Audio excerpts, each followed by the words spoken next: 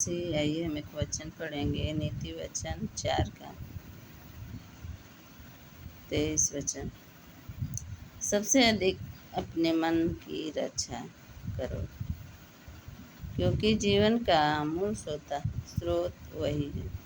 हमारे प्रियो, सबसे अधिक अपने मन की रक्षा करना है, क्योंकि हमारे मन में बहुत ऐसा बातें हम सोचते रहते हैं। गलत दिशा की ओर हमारा मन जाता है, अच्छा दिशा की ओर जाता है। तो इसके लिए हम प्रभु कह रहे हैं कि सबसे पहले हम अपनी मन की रक्षा करें, अपने मन को शुद्ध और पवित्र बनाएं, ताकि हम किसी को उल्टा शब्द न बोलें, न कहें। आइए हम दूसरा वचन देखेंगे।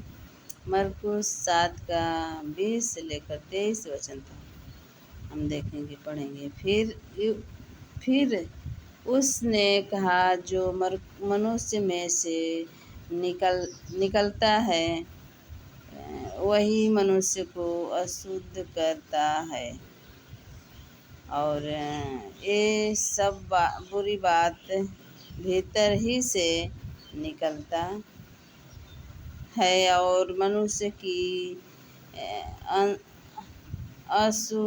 अशुद्ध करती है, मनुष्य को अशुद्ध करती है। और प्रियो, ये वचन कह रहा है कि फिर उनमें से कहा, जो मनुष्य से निकलता है, मनुष्य के भीतर से निकलता है, वो अशुद्ध करता है।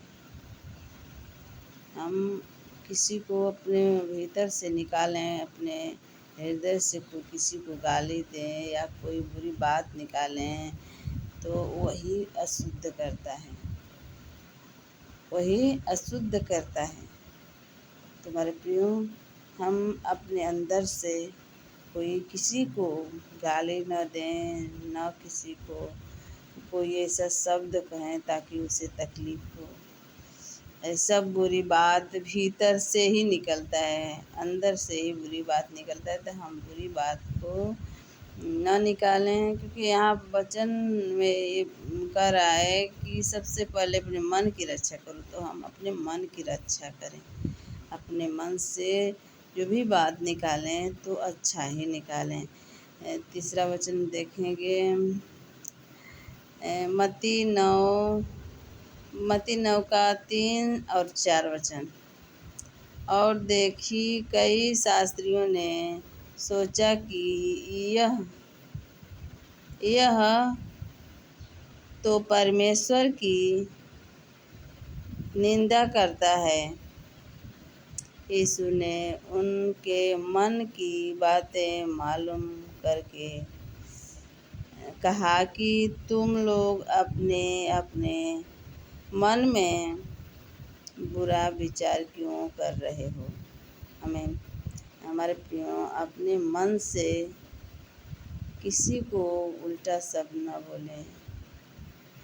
यहाँ वचन साफ साफ करे कि और देखो, कई शास्त्रियों ने सोचा कि यह तो परमेश्वर की निंदा करता है ना। तो हम अपने हृदय से, अपने मन से कोई गलत शब्द ना कहें किसी को।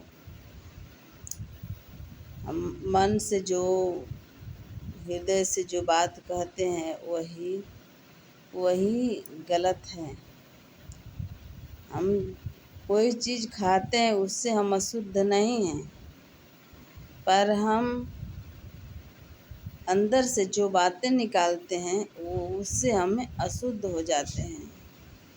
तो हमारे प्रियो, हम कोई अपने अंदर से कोई बातें न निकालें। यहाँ देखिए, हम पढ़ेंगे चौथा वचन में, कुरिन्थियों 6 के 20 वचन है।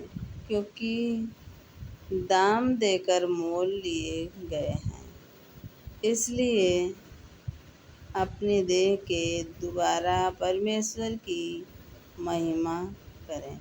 हमारा परमेश्वर हमें दाम दिया है, अपना लहू से हमें खरीदा है।